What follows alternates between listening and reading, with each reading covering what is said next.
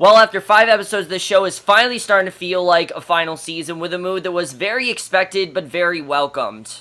The show that I know you won't tell what I said.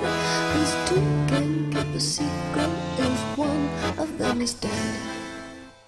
Hey guys, Cameron for Pretty Little Liars, Season 7, Episode 5, Along Comes Mary, and I was definitely looking forward to this episode, especially after the twist last week. I was really looking forward to seeing really what they were getting at here, and this, to me, was the return to form for the show. Look, I really love this season, but I think it's really been weighed down by all of this relationship drama, and it just hasn't felt like a final season. It feels like they've been keeping things open, and this episode, this is what they need. This is what a Pretty Little Liars final season should look like. I loved everything about this episode. By far the best episode of the season, not just because of the ending, but there were just so many great scenes here. There were so many things revealed here, so much to get into, really, and I think every character really had a huge moment here, but let's just get in this episode because there really is a lot to talk about in terms of what happened.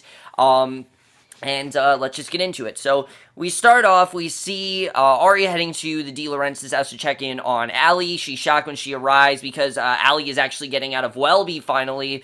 But when we see she arrives with Mary Drake, now of course we know that she had to go with Mary Drake because Mary Drake said, "You're with me now." But you can tell that Mary Drake, again, I don't really see her as bad in this episode. Just like when we've met her in the first, since the premiere, I don't see Mary Drake as a bad person. In fact, I see her now as someone that's actually very sympathetic and someone that we should sympathize with. And Aria's kind of worried because Allie explains that Welby wouldn't release her without a family member there to watch her. And Aria's very worried, but Allie reassures her that she'll be fine and that there's really nothing going on there. And she's killing two birds with one stone. She's out of the hospital and she can try to get some answers out of Mary Drake. So honestly, this is probably a very smart move for Allie because since she's with Mary, she'll be able to dodge answers at her. Because obviously Mary was working with Archer and she needs to figure out, what was Mary's connection to Archer, what was their relationship like, and Allie then heads inside with Mary.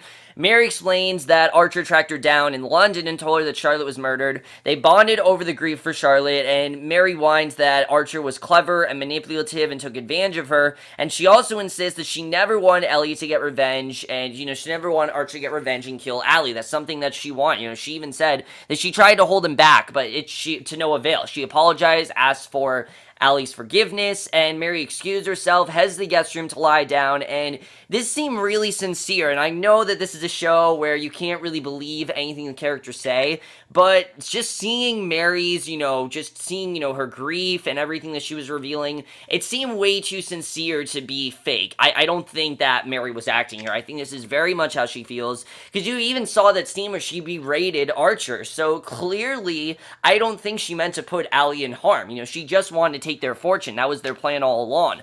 Archer took it way too far, and it became much more of a torturous thing than she wanted to, and she didn't want it to be this treacherous situation in the way it was, and I like that we saw that. I like seeing Mary Drake so far, like we've been seeing of her in this episode, and as the episode continues to go on, I still, throughout the episode, feel that she is innocent, and I will definitely talk about that when we get into the episode a little bit later. So Emily then wakes up on Sabrina's couch, and I really like these two. I've been a bit on the fence about them, but I really like them after this episode. She makes her a cup of coffee. We find out that she fell asleep talking to her. I thought was pretty funny, because Sabrina was telling her all these things. Emily just fell asleep. She makes her a cup of coffee. They flirt, share their first kiss, and I like that there's no drama going on there. It's just that they're together. Emily's cell phone goes off. She starts freaking out, realizes her test starts 10 minutes ago. She runs out the door. Emily arrives at the exam room, and they won't let her in, which is very realistic. I mean, if you miss a test, like a college test, now I obviously wouldn't have experience with that because I'm only a senior in high school, but if you, miss a college test, then you're gonna be locked out. If you miss a test in college, then you're shit out of luck pretty much, and that's what's happened to Emily. She's locked out, she can't get there's nowhere for her to go, and this is probably the worst situation that I think she could be in, is that she's obviously missed her test, and we know how important her studies have been to her. The fact that she didn't go to college, and now she is going to college, it's really affected her, we definitely see. So, Ezra returns home, surprised to see Aria in his apartment. He says that she just needed a quiet place to write, and Ezra tells Aria that he went to New York to see Nicole's parents, and he wanted to tell them that he was moving on with his life and was seeing Aria, and Aria's glad that he went and happy that he was honest with her, and I like that they're continuing the book. Like, Aria's continuing writing, because that's really what she's great at. She's good at writing, she should write, and basically, that he says that, he was honest with her, and I like seeing these two together, not much drama going on, because as much as I liked seeing these two at each other's throats in the second half of season 6, I like where they end, where they are now. I like that things aren't so crazy between them. I like that they really are just, kind of together, and I like seeing that. It's very rare that we see characters on this show somewhat happy without drama going on. There's not really a ton of drama going on. I really appreciate that. I definitely thought that was very well done. So normally I'd say, where's the drama? But with this, it definitely makes sense because of where we were headed at the end of this episode. So Hannah and Spencer are then at the coffee shop. They overhear the cops talking about finding Archer's abandoned car. They're freaking out because, Hannah especially, because she's the one, of course, that hit Archer, and she's sure that they're going to get caught. Spencer tells her to keep calm. Something I did not realize last week is that the Marco guy that Spencer's making out with is actually the cop that's taking on this investigation. I don't know how I missed that detail. I think I was just so not into that storyline that I just was kind of tuning out anything that was going on. But that's a very imperative detail, is that he is, in fact, someone that is looking at, that is trying to go, he's the lead on this investigation. He's, trying to get all the information he can, and really this can't end well for anyone. I really don't see this situation ending well for, really anyone, especially Hannah, who we know hit him, and they're doing a good job right now saying he skipped town, but I like the way this episode, there are very subtle ways that they show the danger that they're in. The newspaper article, or just seeing the cops investigate, or just little things here and there, I thought was very well done. I really did love that. And again, that guild is really looming all over them, and the evidence is all over them as well, and you totally see that throughout this entire episode, and I think probably for the rest of the season. So Spencer's telling her to keep calm. Emily and Ari then get a message from Mona. She's been working on Archer's burner phone, and Mona made an interesting discovery. The night that Archer was killed, he texted someone and told them that Allie didn't kill Charlotte. So who the hell is he talking to? I mean, we don't know. We know obviously he was working with Jenna, but was this Jenna that he messaged? And they have no idea who sent the message to, and Mona also gave them an address where Archer used to go every day. So again, I like that we are getting a lot of information here. We're not getting a lack of. It seemed like they were really kind of going very slowly with this, and I like that definitely we're starting to pick up the pace a bit, and we're really starting to see where this is all headed. So Emily and Ari then fill Allie in on what they found out. She doesn't want to hear about it, actually. She wants to move on, and that's understandable after all the shit that Allie's been through. I mean, really, out of all the characters, I think Allie's the one we should feel the worst for. I mean, no one should have to go through what she did. Despite all the things that she's done to them, I mean, move past that, and I really do feel bad for Allie. I mean, no one should really have to go through that situation. Think about it. She was tortured by Archer. He was probably gonna kill her if she wouldn't have stopped, if they wouldn't have killed him, and it's just it's a miracle that she's alive, because I think that she really, he would have killed her had she not stopped him. So I thought that was definitely very interesting. I like that she really wants something to do here, and it's understandable why she kind of wants to stay out of this completely. Again, she was not involved with his, death. She saw the liars kill him, but she was not really a part of it. She wasn't in the car with them, and they have no idea, basically, so I thought that definitely was interesting. Allie says that it's too risky, and the cops might be watching the apartment, and if they see the liars there, they will link them to his disappearance, and that's obviously not good for anyone. So afterwards, Allie heads to the ATM. She tries to take out some cash. She's shocked when she realizes that there's no money in her account. Now, I'm assuming it's because, again, his sole mission was to take control and take all the finances of the Kara Sigma Group. So I'm assuming that because of what's happened to Archer, her bank account was wiped clean. I'm assuming that's what happened here. And it's a really scary thought. I mean, just thinking the fact of someone hacking into your bank account and knowing your privacy and things like that. I think Allie's really freaking out here, mainly because she just gave all this information to this guy who she thought really loved her, and now realized that he really was a scam all along. He was this con artist, clearly. He probably did, in fact, kill Charlotte, and she's freaking out that she gave him all this stuff. I really think that's what this is all about, which I thought was very well done. So Ari's head back to Ezra's apartment. She hears a cell phone ring and finds it in his bag. She's shocked when she sees that it's Ezra's dead ex, Nicole, on the caller ID. And I'm like, no. There is no way that Nicole's alive here. I mean, after everything we've been through, there's no way. And Nicole has been such a non-entity in the show. Like, you'd think she was a character. And we've seen flashbacks with her. But we've only seen about one episode with her. So I didn't actually think they bring this back. She answers the phone, hears people talking in a foreign language. She's freaking freaking out, just deletes the call so that Ezra doesn't see it, and I'm willing to bet that someone either hacked into her phone, because there's no way that Nicole is actually alive, but she's freaking out, she deletes the call, we don't really know what's going on there. Was Nicole actually on the other line? I don't know. I don't think Nicole's actually alive. I think someone probably hacked into her phone. There's definitely more going on there than we think, and I'm definitely looking forward to seeing what's going on there. Definitely the strangest moment of the episode, but really looking forward to seeing what's going on there. Is Nicole possibly alive? I mean, really anything's possible on this show. I mean, think about the first 4 seasons when we thought that Allie was dead, and then she supposedly wasn't, and then we thought that other characters were dead. So, Nicole not being dead honestly seems like kind of a stretch, but is kind of the norm for this show. I mean, they've always had characters that say, oh, they're dead, but they're not actually dead. The thing is, Nicole hasn't been involved in this the way that Allie has. Nicole's only been involved in Aria's plotline, so I don't really know why they need to bring her back. I'm hoping she's not, but we'll have to see.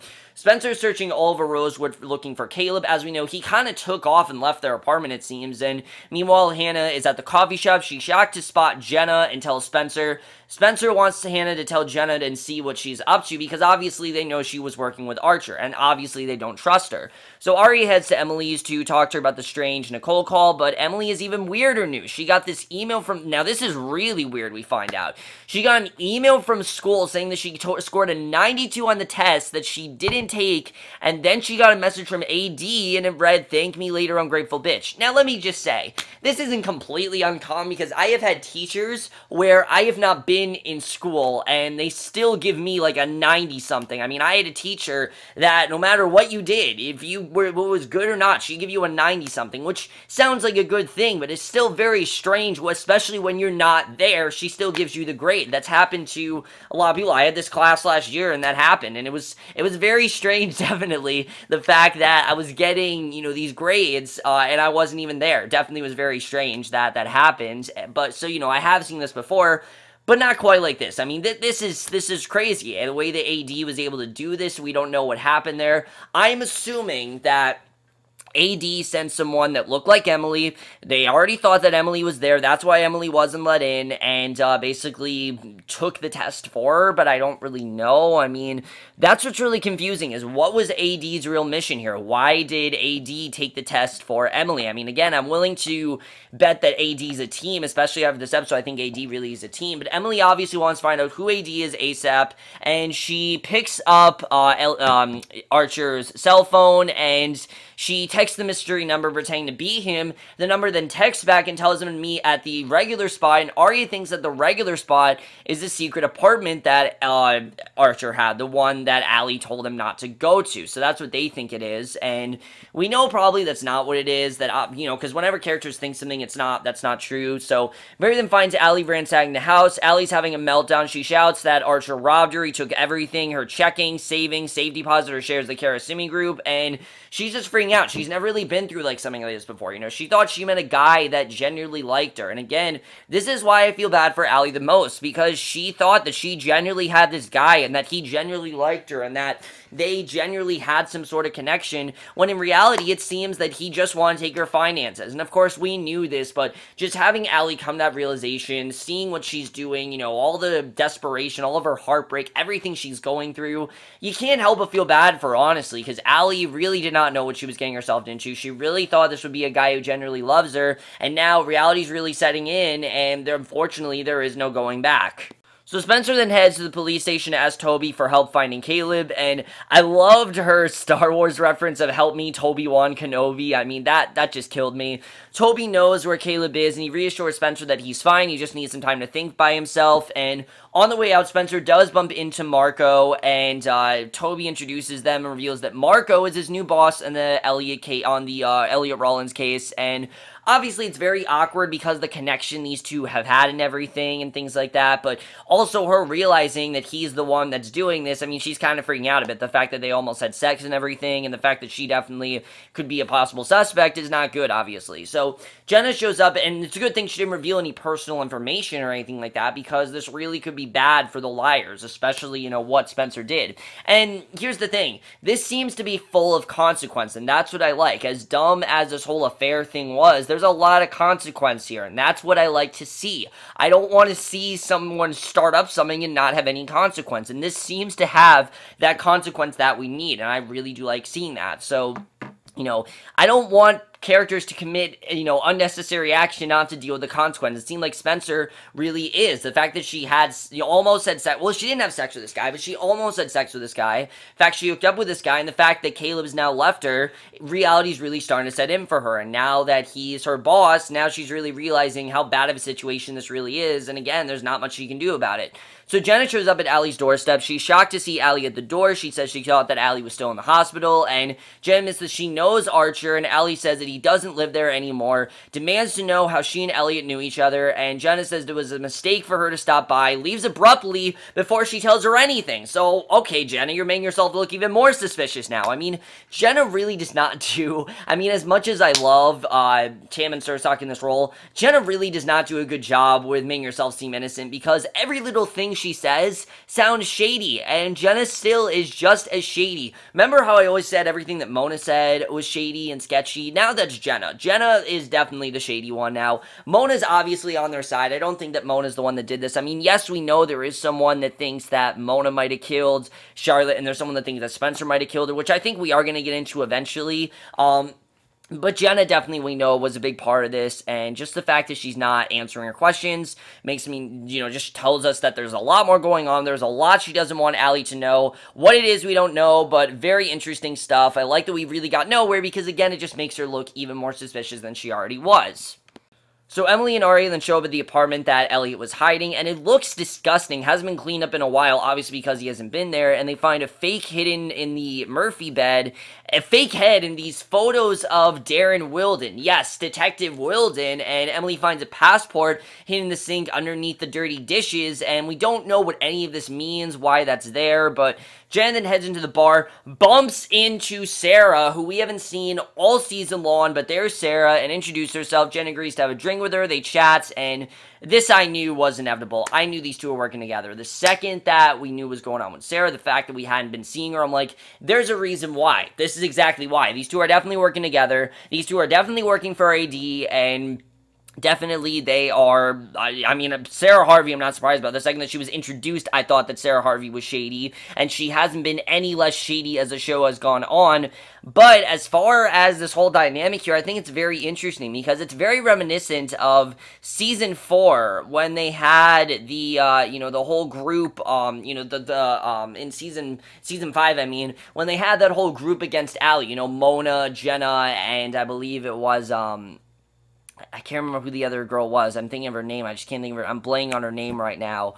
But it was those two girls, and then one other girl. I can't think of her name. I think it was Sydney was her name. I'm trying to remember. I can't really remember what her name was. But remember, those 3 girls rallied against Allie. This very much feels like that, but kind of like a 2.0, where they're rallying against the liars. And there's clearly a lot more that they know that Jenna just doesn't want them to know, and she's not going to give information to people that she doesn't want to give information to. Which, that's a smart way to do it, but again, it doesn't make you look any less shady, and all this does is make her come off as completely shady, and there's not much, I don't think there's any other way that she can look any less shady than she already is. So basically, Hannah then tracks Spencer down at the cafe. Spencer is upset because she still hasn't found Caleb, and Hannah wants to know what she can do to help, obviously, because she's gone, and I like the way these two are helping out each other. Hannah's going through a very difficult situation, now Spencer's going through a difficult situation, and this is what I like to see. I don't want these two fighting. I don't want these two fighting over Caleb. I don't want these two, I don't want Hannah to be like, I still love him, I still love him. That's not how you handle this. This is the mature way to do this,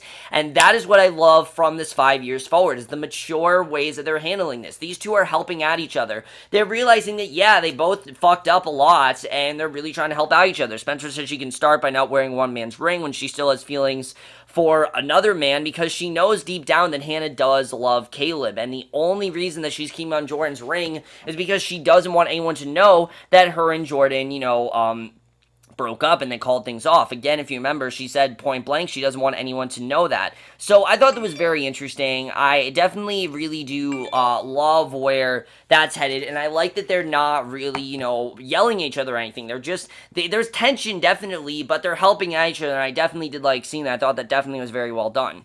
So Emily and Aria are still snooping around the apartment when they hear someone outside, and there's a knock at the door. A voice shouts the Rosewood police, PD's outside, and obviously that's not good for them.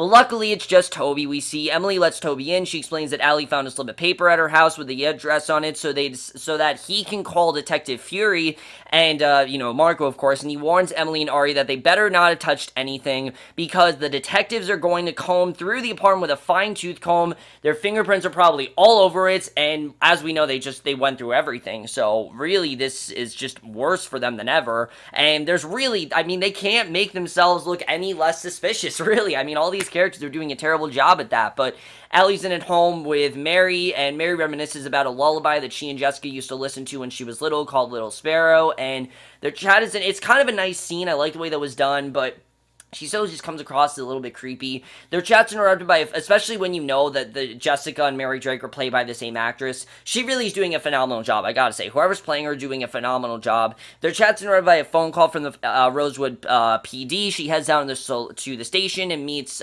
Detective Fury, and Marco and Fury has some interesting news. He says that they are searching for Archer in Baltimore, and apparently someone rented a car with Archer's credit card, and now they have all of the highway patrol looking for the rental, and the police think that Archer is still very much alive, and they don't think that he's dead. So, definitely very interesting, and again, they obviously are going to think that because they made them think that he skipped town. So, it seems that their plan is seemingly working, that maybe they will be able to take the target off their back. But, I'm going to say right now, I know Pretty Little Liars, this is not going to last. They're going to think probably he's going to be dead for a little bit, but it's going to come back to bite him in the ass at some point. I think they're going to realize that he definitely is in fact alive, is in fact dead, and they're going to start pointing the fingers at them. Definitely not yet, but I think very much before, this first half of the season ends, they're going to start pointing fingers at the Liars. I think that definitely is going to happen, because again, the difference here is that they actually did do this. There's nothing they can say to say they didn't, and they did in fact do this. So when the cards start to come out, they're going to be the ones to accuse, definitely, and they're going to be the ones to point fingers at. So Emily heads to the cafe to grab some coffee. She's shocked to see Sarah and Jenna are hanging out there, and they both taunt Emily. Oddly enough, they both know that she's going back to college at Hollis, and again, great way of making yourself look suspicious, because again, I am 100% sure that they were the ones behind whatever the hell happened to Emily's college test. The fact she didn't take this test, I think one of them went in, said that they were Emily, took it for her, because here's the thing, in college, they don't really recognize you by your face. You're just really a number to them, and I think this was a very good representation of that. She really is just a number to them. She's not really much else of anything, and obviously, they wouldn't recognize her by face, so basically, I think one of them took the test for her. I think overall it's very interesting. I can't wait to see how that all turns out, but that's definitely very interesting what's going on there. But again, just making themselves look more shady, but that's really like the theme of this episode, I guess. So the Liars all meet up. Allie reveals that Archer robbed her and she's completely broke. She fills him in the police searching for Archer in Baltimore. Someone is using his credit card, and that means that someone will know what they did. And Emily thinks that it might be Sarah and Jenna, which I'm pretty sure that is. And Ari gets a text from Ezra asking her to meet up with him at the brew. She rushes out, and we'll get into that a little bit. I know you guys want me to talk about that, but we see Spencer goes to bed alone. Hannah's at home with Emily, who's comforting her. Allie heads home. She finds her red coat hanging in the closet with a note on it from AD, and the note reads, "Your friends gave me your jacket, but I couldn't find a shred evidence on it." And then we get to what I know you guys really want me to talk about, which is something that I definitely did see coming, but I think, like I said, was very much welcomed. So the second they said that there's going to be a unexpected proposal, I'm like, I know exactly who it's going to be. I knew exactly what was going to happen. I knew what the writers are going for, but I'm still glad they did it, because I think this was probably the right move for this storyline. We see Ari heads to the brew. It's very empty. Upstairs, she finds the apartment full of candles, and Ezra's waiting for her in a suit and tie. Ezra gives Arya an emotional speech. He tells her that he wants her in his life for the rest of his life. He gets down on one knee and, gives this whole speech and everything. It was a very well done scene. I think, the actor that plays him, I can't think of his name right now. I'm sorry, I just don't remember the Pretty Little Liar actor names. I don't know what's wrong with me. I just don't for whatever reason. But he just did an incredible job in this scene. I mean, he really killed it here. And everything, I mean, his speech just really, it was the perfect speech. It really was. And he gets down on one knee. She's telling him to not do this, but he ends up proposing marriage to her right then and there. Him and Arya are now engaged, and I can't wait to see where this is going to go. I mean, we don't get an answer from her here, so we don't know if she's going to say yes.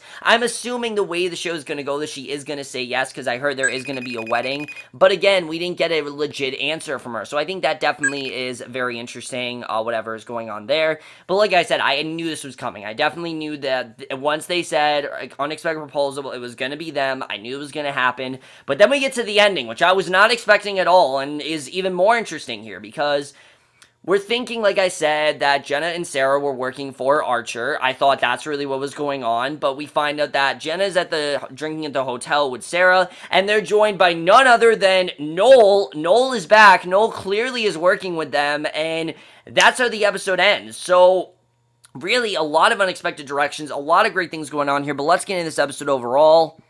So for me, like I said, this was the best episode of the season by far. Absolutely love this episode, and to me, felt the most like a final season. I mean, we're really starting to see the circumstances that the liars are in. I think right now they think they're safe. They think that, okay, our plan's gonna work, that Archer, you know, they're going to think that he just disappeared. They're going to think that Elliot Rollins is gone. Of course, they don't know that he's actually Archer and everything. They're going to think that he just left town and everything.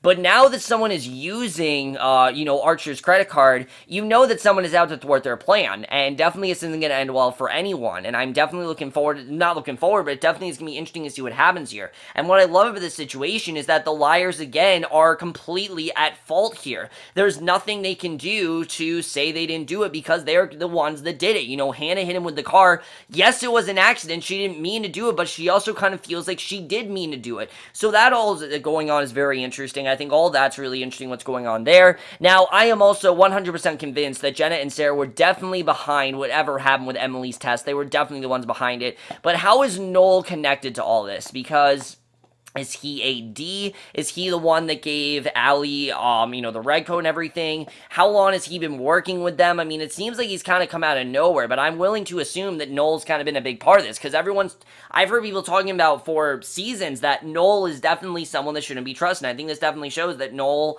is someone that we obviously can't trust. So that's going to be very interesting. As far as Ezra and Arya, I'm pretty sure she's going to say yes. I don't think that she's going to say no. There's no way that they do that to us. I know the show. I know they're probably going to end on a good note with those two. Those two, I mean, out of all the couples, you know, Ezria, that is the one that you just hear all the fan base from. That is the one that everyone wanted together. And I mean, I remember how disgusted everyone was by Liam and how much everyone hated Liam. I never disliked Liam. I don't think that he was a bad character. I think they didn't really work with him in the way they wanted to. And I think they definitely could have done a lot more than they did. They just didn't really utilize him in the best way. But I'm glad these two are getting back. I'm glad these two are back together. I'm glad they're getting married. I think it's the right move for the show. I'm looking forward to seeing where that's going to go. And then as far as Spencer and Hannah, yeah, things are kind of awkward between those two right now, but I like that they are trying to help out each other. Hannah in the sense of her grief for what she did and the fact of her being tortured and everything. It really seems like she's confiding in Spencer, and I like seeing that. But also Spencer, of course, we know, is desperate to find Caleb. She wants to find Caleb. You know, she wants to find out where he went and everything. I think she kind of knows the relationship's over, but she just kind of wants things to end. She wants that closure, and I don't know if Caleb's really going to give her that closure. You can tell definitely that Hannah still has feelings for Caleb. I didn't find it annoying here. I didn't find any of this relationship drama random. I found it like it actually made sense here. It definitely seems like we're starting to wrap up things, and I think Spencer tried something with Caleb, it didn't really work, and now he's going to get back together with Hannah. Now that makes sense to me. What I didn't like is that they seem to have made the storyline just to break these two up, but I think what they're really trying to show is that Spencer thought that her and Caleb had something when clearly they didn't, and I think they're definitely trying to show that here. He clearly did care about Spencer, but, you know, she just feels that he's better off with Hannah, and I think that definitely is going to be very interesting. As far as Mary, should we trust anything that Mary says? I mean, I trust her. I do. The things that she said seem very sincere. It doesn't seem like those are things you could just make up, so I don't really know what's going on there, but also, what is the passport about? What is the dead head about in, like, Wilden's house? What is all that about? I'm thinking that someone did that to guilt the liars to admit what they did, because remember, the Detective Wilden, you know, that was killed, that was all kind of their fault, what happened there. Things that happened here were kind of their fault, and, you know, they're trying to figure out really what's going on there. I think that overall is very interesting. I think it's also trying to show them that they can't really run away from this, you know, as much as they want to. They can't really run away. Whatever they did, you know, it's going to catch up with them. They're going to come after them eventually, and I think we definitely did see that here. Overall, guys, amazing episode. Absolutely love this episode. So much good stuff going on here. We have to wait 2 weeks now, unfortunately, which really does suck, but, you know, I think this definitely was a good episode to leave us off on for 2 weeks. Let me know what you guys thought. Subs, love to your thoughts, and we'll see you guys in my next video, which will actually be for a singing video, because I do want to do some more singing videos for you guys. I know you guys really liked my purpose one. I want to do another one, so I will see you guys for that. Okay, bye.